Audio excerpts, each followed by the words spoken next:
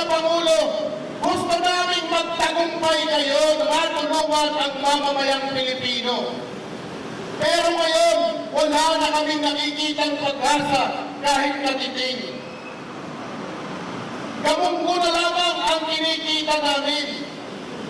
Kung dati, every Friday ang pagkain ng munggo, ngayon, everyday na. Dahil sa sobrang pagtitipid, para lamang may maiuwi ang aming pamilya. May maiuwing kita sa aming mga pamilya. Ayaw na nga sana namin humiling ng fare increase. Pero ano ang nangyayari? Kahit katiting,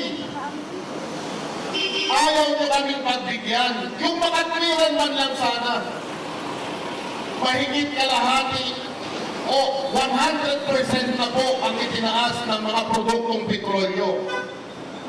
Yung fare increase na pinagdidibatihan sa LTFRB at DOTR, noong panahon pa nang wala pang pera ito, ang inaprobahan ng piso ay panahon na wala pang pera na hindi pa tumataas ng 100% ang produktong petrolyo. Pero mahigit 100% na ang itinaas. Dahil pa namin ang namamalimos. Nagsiservisyo po kami sa taong bayan. Ano po ba ang gusto natin? Mamalimos ang pamilya ng bawat tsuper. Ang tagal-tagal ng pinag-uusapan na isuspend yung excise tax para lahat ng Pilipino makinabang dito at hindi tumaas ang inflation. Saan po ba nagkakaroon ng problema? Bakit napakabagal ng pag-suspend nito? At isama na rin sana itong value-added tax.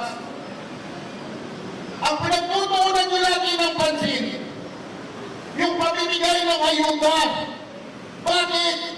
Dahil may korupsyon. Hindi lahat nakakakuha. Kahit magpasa ka pa ng listahan, hindi lahat nabibigyan. Mga patay. Kahit wala sa listahan, yan ang nabibigyan kahit patay na. Paano nangyari ito?